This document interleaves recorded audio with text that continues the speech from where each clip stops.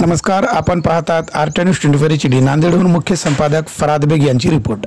तालुका उमरी, जिल्हा नांदेड येथून राष्ट्रवादी काँग्रेस पक्षाच्या वतीने खासदार सुनील तटकरे यांच्या वाढदिवसानिमित्त स्वराज्य सप्ताहानिमित्त घेतलेल्या निबंध स्पर्धेची बक्षीस वितरण व वृक्षारोपण व सभासद नोंदणी आढावा बैठक संपन्न. यावेळी आपले मनोगत व्यक्त करीत आहेत माननीय दिलीपराव धर्माधिकारी, जिल्हाध्यक्ष अजितदादा पवार गट, राष्ट्रवादी काँग्रेस पार्टी, नांदेड. आपण या व्हिडिओमध्ये सविस्तर पाहू शकाल.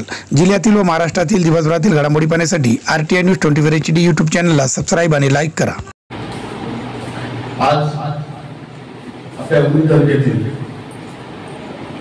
तालुक्याची आढावा बैठक निमित्तानं आम्ही आज आलो. आपल्या पक्षाचे राष्ट्रीय अध्यक्ष, महाराष्ट्र राज्याचे उपमुख्यमंत्री आमदार अजितदादा पवार यांच्या नेतृत्वाखाली आपला पक्ष नांदेड जिल्ह्यामध्ये घोडदौड करत आहे. आज या कार्यक्रमाशी उपस्थित असलेले आपल्या राष्ट्रवादी काँग्रेस पक्षाचे सरचिटणीस डॉक्टर विक्रम कळेगावकर साहेब, माझे सुपरलेले शिवाजीराव धर्माधिकारी, सरचिटणीस नांदेड जिल्हा, त्याचबरोबर माझे अध्यक्ष अमिता अनंत यांचे प्रतिनिधी श्रीनिवास अनंत साहेब, दत्ता गावडेकर, बालाजी पाटील गोळसेकर, श्रीरावसाहेब पाटील नागठणेकर, त्याचबरोबर त्यांचे अध्यक्ष पांडुरंग जाधव, मुजीब बेग, संदीप मोरे, संतोष वाघमारे आणि सोनेश हेबते, त्याचबरोबर शहरात अध्यक्ष देशमुख मॅडम आणि आज या ठिकाणी जमलेले सर्व राष्ट्रवादी काँग्रेस पक्षाचे सर्व कार्यकर्ते आणि ज्या विद्यार्थ्यांनी आज बक्षीस मिळवली तर 3 विद्यार्थी वितरण होणार आणि आज आपल्या पक्ष प्रवेश केला त्यांचे मी पक्षामध्ये स्वागत करतो आणि आज एवढ्या मोठ्या संख्येनं आपण इथं आलात स्वागत करतो आणि अभिनंदन करतो. मित्रांनो, राज्यभरामध्ये नांदेड जिल्ह्याची वेगळी ओळख आहे. आम्ही 2 वर्षाखाली पक्षामध्ये आलो, जिल्हा अध्यक्ष आलो, विक्रम देशमुख आमच्या सोबत होते. त्यावेळेस आम्ही मोजके काही 50 लोक सोबत घेऊन या पक्षाची वाटचाल होती.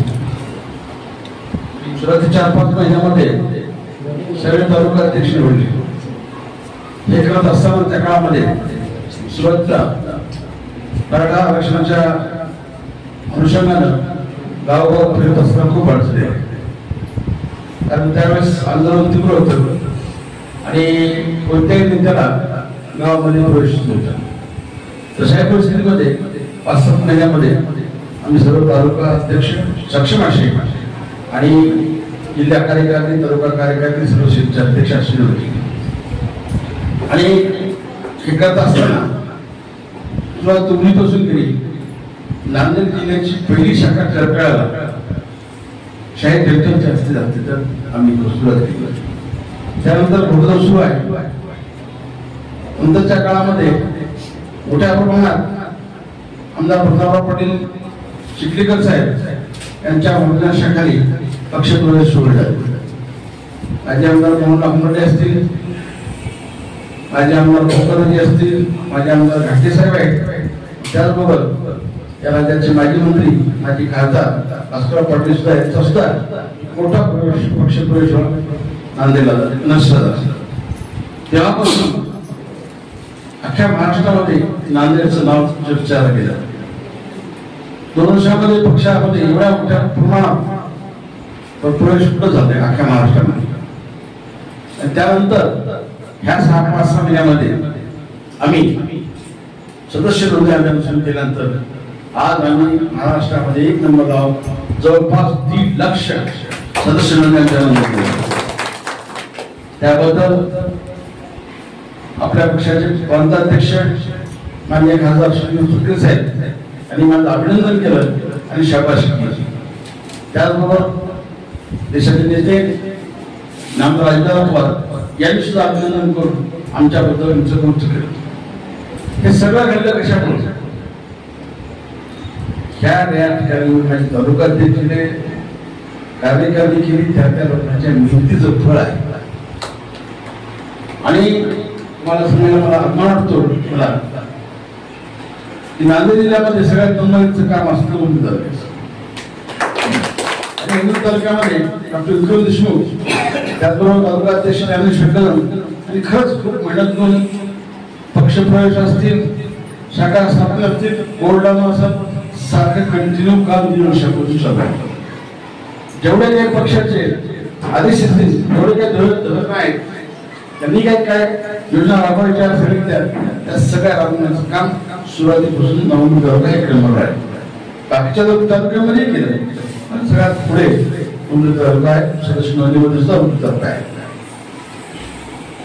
तर आजच्या मीटिंगमध्ये आपण म्हणजे खासदार फटकर साहेबांचा वाढदिवस साजरा केला जाता. येणाऱ्या 22 जुलैला आमदार अजितदादा पवार यांचा वाढदिवस आहे. त्या वाढदिवसा निमित्तानं आपल्याला काय काय उपक्रम राबवता येतील ते आपण राबवणार आहोत. त्यामध्ये गरजू विद्यार्थ्यांना वह्या पुस्तक वाटप असेल, काही ठिकाणी रुग्णालयात दवाखान्यामध्ये फळ वाटप असेल, जमलं रक्तदान शिबिर घेता येईल, अशा काय काय आपल्याला गोष्टी करता येतील ते आपण करणार. आता डॉक्टर साहेबांनी सांगितले की एक चांगला मोठा मेळावा त्याबद्दल आपण घेणार आहोत. लवकरच मी माननीय आमदार बाबासाहेब पाटील आणि आपले आमदार चिखलीकर साहेब यांना घेऊन आपल्या कार्यक्रमाची तारीख लवकर ठरवतो. आणि मित्रांनो, डॉक्टर साहेबांनी सांगितल्यासारखं आज नांदेड जिल्ह्यामध्ये सर्वसामान्य कार्यकर्त्याचं कुठलंही काम असलं तरी आम्हाला डायरेक्टपणे आमदाराची करण्याची गरज नाही. आज आमचा पक्ष आणि एवढ्या मोठ्या सक्षम कुठल्याही तहसीलमध्ये असू द्या, का कलेक्टर ऑफिसमध्ये असू द्या, दवाखान्यात असू द्या, कुठे असल्या काही आमच्या अडचण झाल्यास आम्हाला सांगा, आमच्या तालुक्यात सांगा, साहेबांना सांगा. आमच्याकडे आल्यानंतर आम्ही त्याचं निरीक्षण तेव्हा खूपच अडचणीनंतर आमचे आमदार आहेत प्रतापराव पाटील यांच्याकडून टाकून दिली असेल.